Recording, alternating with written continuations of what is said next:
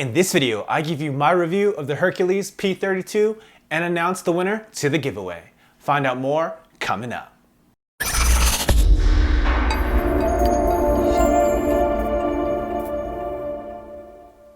Thank you for watching PDot TV, where you'll find tips, tricks, and tutorials for DJs and music performers. Now let's get into the video.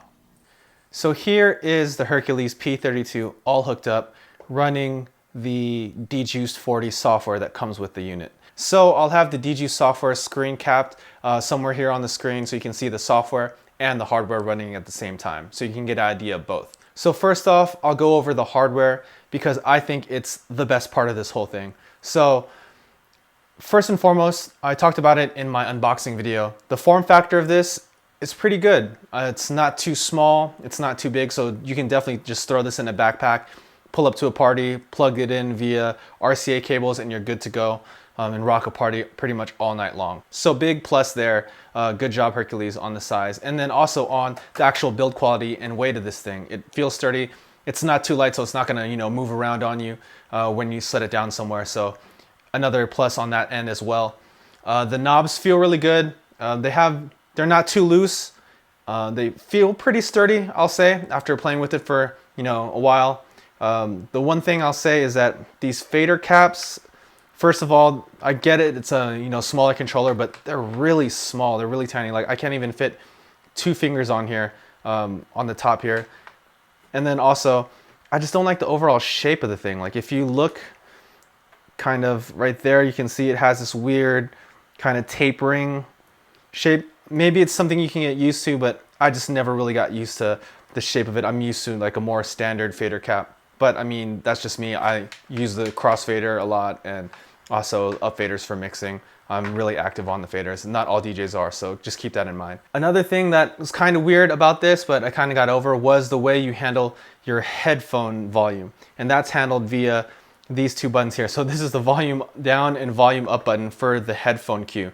The headphone output's right here on the side, just your regular 1/4 inch headphone. So you're gonna need that adapter. So if you're one of those DJs that are always losing their 1/8 inch to 1/4 inch adapter, you're gonna need one for this one. A lot of beginner and more budget-friendly controllers do have the 1/8 inch option, or they just have the 1/8 inch, which I think is a better option for beginner DJs, but the 1/4 inch does kind of get you prepped and kind of gets you in the habit of bringing that, because it's what all the other big mixers and bigger controllers do have. So kind of a plus or minus, depends on how you look at it. Now, secondly, when talking about volume, is that this knob right here. So this is the browse knob for going through your tracks, and it's also the main volume you see right here in the red font. All of the functions you see in the red are shift functions. So if I needed to change volume on the actual controller, I'd have to hold down shift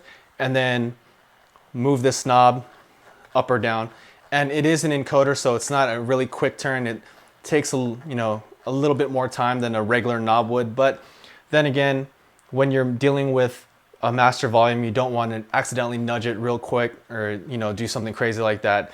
It's kind of a good thing that you get a little bit more control over it, especially since it is just a shift function. Now, the pads on this thing feel pretty good. Like I mentioned, they're more of the style of pads that you would see on something like a Novation Dicer. They feel more like that than they do like pads on an S9 or a Rain 72. So that's something to keep in mind. If you're used to a more NPC style pad, these have a little bit more travel, and that's just personal preference, but really responsive. As you can see, you do get LED readout and LED response from it, which is kind of cool, especially for a beginner controller. Kind of gives a fake light show as a DJ, which is, I don't know, just something cool that I'm sure that a lot of beginner DJs will kind of get a kick out of. Now the other buttons, like these 4 down here, are a little bit clickier. So these actually have an audible click to them, which is kind of nice, especially with functions like the ones down here. So things like play pause, it's not like just an accidental nudge like you might do with something that's just a regular pad like this. So good job, Hercules, on changing the way that these feel. I really appreciate that. These effects buttons are more like these pads. They're a little bit mushier. They do have LED response color response like that, so you can tell when it's on or off, which is awesome as well. I kind of wish these had the same feel as these, but some people like this.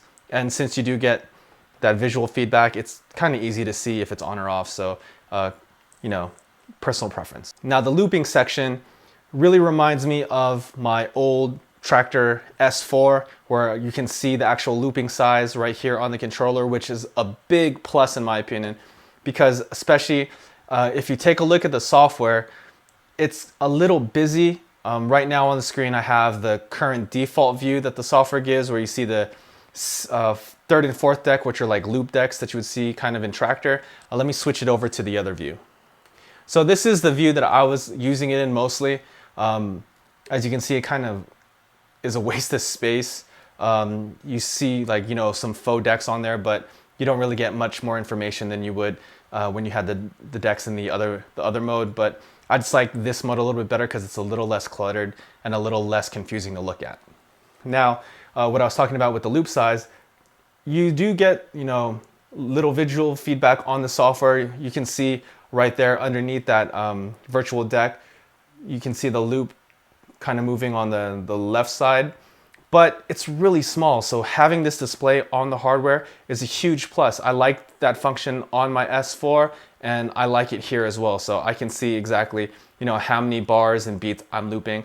And I'll say, especially for what I think is the kind of consumer that's going to be getting a controller like this, which is more of a dance music centric DJ, maybe EDM or trap or something where everything's kind of quantized and you're going to be looping in and out a lot.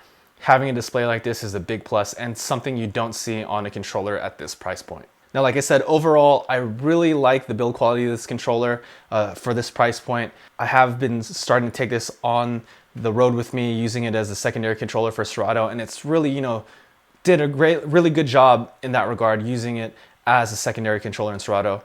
Like I mentioned in my last video about the P32, I was thinking about getting the Pioneer SP1, or I'm sorry, XP1, and this kind of filled the gap for that because it has all the pads that I would need. So again, these 8 pads per deck would be my cue points.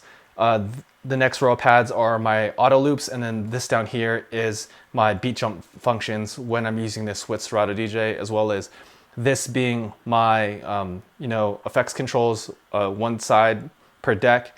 And that's pretty much all I need for Serato DJ when I need an add-on controller.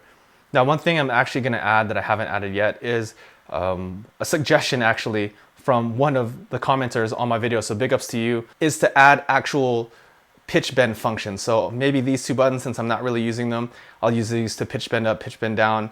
I did a video on how to use pitch bend even in relative mode, which is a big plus, especially when you have some faulty equipment. So that's something I might add. And this controller has more buttons that I can map out for that, so that's awesome. And I still have a bunch of other controls that I haven't mapped out yet, so if I can think of something else to map to it, I still have room to do that. And once again, just the overall sturdiness of this and just the flexibility of how many controls are on this thing, make it a pretty cool pickup for using as an add-on controller for something like Serato Pro DJ. Now, I've sang the praise of the hardware part of this controller. Now let's get to the part of this whole package that I'm not too big a fan of, and that has to be the actual software. Now, as a software, DJuiced isn't too bad, but it's not the best by any means. It's really a beginner piece of software, and it's missing a lot of functionality that you get in something like Serato DJ Pro or Tractor Pro or even Rekordbox DJ. For me, the number one thing that I have an issue with is just the overall layout and the way that the interface looks. It's a little too cramped. Some of the really important controls like the EQs are really small, and like I mentioned before, the looping controls on the screen are really small, and it's just not that easy to navigate if you're looking at the software. Now, I mentioned when using it with the hardware, you do get a lot of control here, so this kind of alleviates that, but in the case of just looking at the software by itself, it could use some work. Just cleaning up the interface, making it a little bit easier to use as far as the way it looks. And like I mentioned earlier, this deck mode that I'm showing right now, there's a lot of wasted space right there in the middle where you have these 2 virtual decks, but they don't move. They just kind of show the cue points along the edge of that deck. But that's basically it. I think you could have, a way better layout that could utilize, the actual screen real estate a lot better than DJuice currently does. Now, the second part of the software that I kind of have an issue with is the way they handle library management. Now, my big complaint is that I'm a big proponent of using iTunes to organize my music since I use multiple pieces of software. Just like this, it's not my main piece of software. I mainly use Serato DJ Pro and I use Rekordbox DJ as well. And I use my iTunes library as a way to have one singular place to kind of manage all of my playlists. And in this software, because I use iTunes with an external drive, I actually run my iTunes library off an SD card that's connected to my computer. It doesn't recognize my iTunes library. Now, Tractor Pro does have this issue as well, but the difference is in Tractor Pro, you can redirect where your iTunes library is. So in my case, I just have to go into the preferences, show Tractor Pro where my iTunes library is, and everything is fixed. But DJuice doesn't give you that option. So if they added that, I wouldn't have this problem or complaint with the software. I think maybe in an update, it could be a quick fix. Just add that in, the ability to, pick where your iTunes library is, and then I would be able to see all my playlists that I've created, for all my DJing. The next point is the way that DJuice does the beat grids. Maybe I just haven't played around with the software long enough and haven't, really dived as far as I need to on the software, but adjusting the beat grids doesn't really seem that easy, and especially a software and controller like this where most DJs are gonna be hitting sync on this controller, especially because there's no jog wheels with this, so it's not as fast to go ahead and pitch adjust. Having beat grids that are off is gonna be a pain because now your beats are gonna be off by just a little bit. As you can see on the song right here on the right side, my beat grid's off a little bit. If you can see where it says Q.1, it's a little bit, to the right of where that kick drum in that one really starts. I really wish there was a really quick way to go ahead and move that, but it's not really just, intuitive with this hardware and with the software. It doesn't really show you where you would edit the beat grid, and there's no markings on here where it edit that as well, where in controllers like the Pioneer DDJ SR2, there's actual beat grid adjustment controls that are labeled on the controller. So if they can fix that, maybe in a future version of this, or again in the software, if they can add a really quick way to change the beat grids, that would be a great fix and make this a little bit better of a package. Now let's get to the actual important part, actually DJing and mixing with this controller.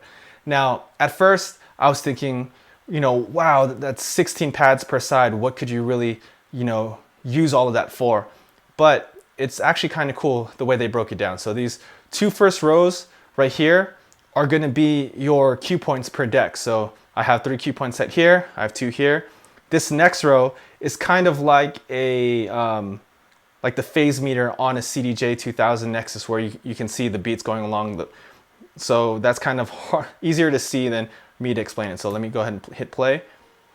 Now, as you can see, it's going along, and that gives you some pretty cool visual feedback, especially when trying to mix songs, because now I can go ahead and hit play on these 2 songs, and I can kind of see them going along. Yeah, I know they're not beat match right now, but you can kind of line these up, or just make sure they're hitting the next button or pad at the same time, so you can kind of get a visual representation if they're beat matched or not. Now right here on the last row, these 2 right here are actually kind of beat jump controls. It'll beat jump 1 beat forward, 1 beat back. Now these 2 buttons down here really solve the issue that I had with this controller when I first got it, which is how am I going to manually beat match? So these are actually pitch bend buttons, so pitch bend down, pitch bend up. So this, along with being able to adjust the BPM using this knob right here. So again, you can see that this is the actual loop size encoder, but if you shift, you can actually adjust the BPM. And I do appreciate that they adjust the BPM,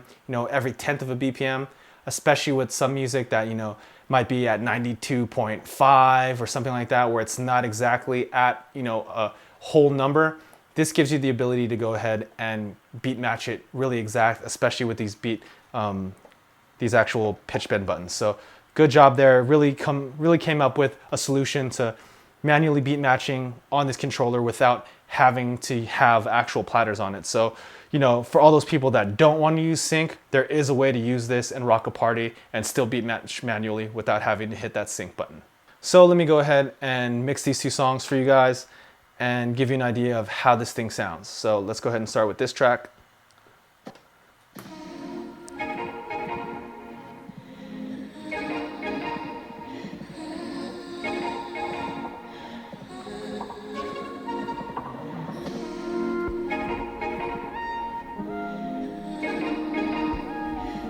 Here I'm manually beat matching, making sure BPMs match.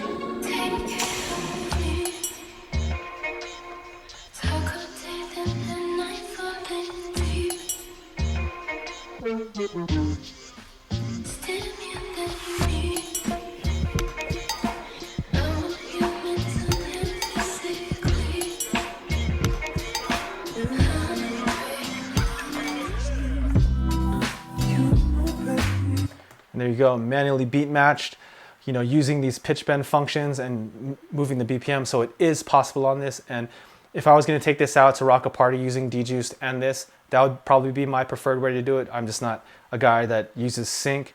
Plus, it just makes it a little bit more interactive and just keeps me busy while I'm mixing. And again, these EQs, pretty cool. They sound okay. So they're not full kill. I mean, I really wish they were, especially on a controller like this. It's kind of something that I would consider standard, especially since, you know, this is the filter and it's on an encoder as well. So you're not going to be able to, you know, hit that filter sweep and hit the end of it the way you would on if it was a knob like it is on other controllers. So I really wish this was full kill, but you know, they don't sound too bad. It cuts out the majority of the sound. So if you're used to not using full kill EQs, might be right up your alley. Just wish there was an option where I could switch the way these sound. Now that leaves the effects. Now the effects in the software, some of them sound okay, kind of cool. Really easy to use. So again, if I just have this going, turn the wet dry all the way up. Gate's kind of cool.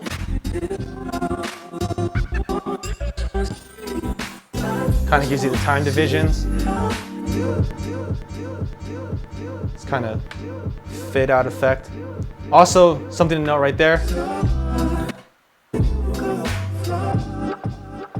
is that the effects are post fader. So that's awesome. Good job there. Dejuiced. There's some softwares out there and some controllers that don't give you post fader effects. So really happy that they're post fader on this, especially for an effect like the one I just used, where you know you kind of be using that to make a cool transition and fade out. So some of them are cool. Some of them I really didn't dig. Stuff like the phaser and the flanger and stuff didn't really sound something I would use, but that fade out effect as well as that gate effect, pretty cool. The reverb's okay, stuff like that. So you have some really usable effects, especially for a beginner. I mean, you shouldn't be like going crazy with the effects on your mix anyway. Just something to add a little bit of spice. And you know, this controller in the software does provide that. So overall, what do I think of this controller? Well, like I mentioned, huge fan of the hardware. Especially at this price, you're not going to find, you know, another piece of hardware like this that has an audio interface. Let me not forget that, as well as all these controls that you can map to pretty much any DJ software, because this is just a MIDI controller at this price point that has this kind of build quality. This is built better than some of the other controllers that I've used that are a lot more expensive than this, at least the way it feels and the way it's held up so far. So big ups, props to Hercules on that. Now, the software I kind of have an issue with. It's not the best, but if you're a beginner, it's a cool place to start.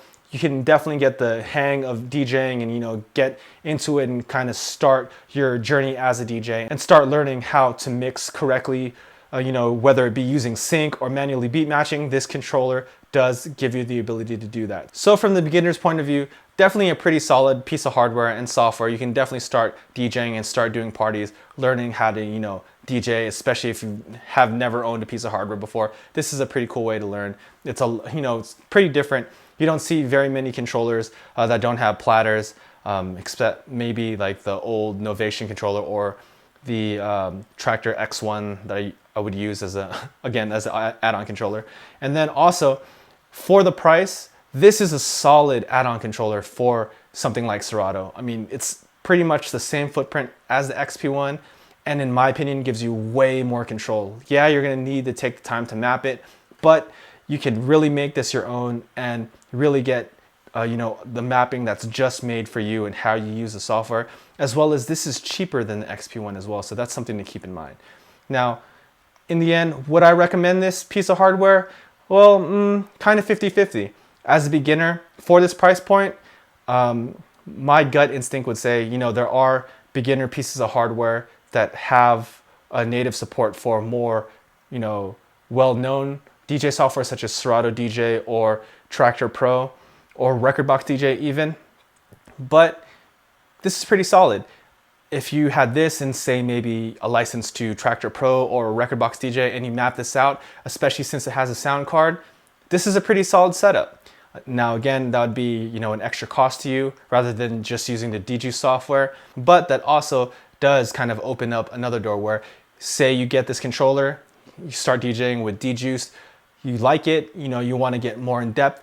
This gives you the ability to just buy a piece of software like Rekordbox DJ or Tractor Pro and still use this to control that, especially since it has that audio interface. You have everything you need here to DJ, starting with DJuice, and then you can move on to a more pro piece of software like Rekordbox DJ and Tractor Pro without having to buy a new piece of hardware. You don't have to worry about buying an interface or buying another controller. Use this piece of hardware, just remap it to the software you want, and you're good to go. So to wrap things up, overall, I do like the Hercules P32. It wouldn't be my #1 choice as a beginner controller, but it's a pretty solid choice and gives you the ability to jump to a more pro piece of software if you want to continue your journey DJing. Okay, now to pick the winner of the contest for their very own Hercules P32. Go ahead and put a screen cap on the screen now. Now here is the random YouTube comment picker.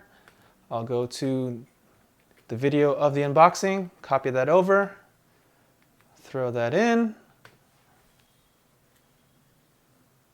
All right, and hit start.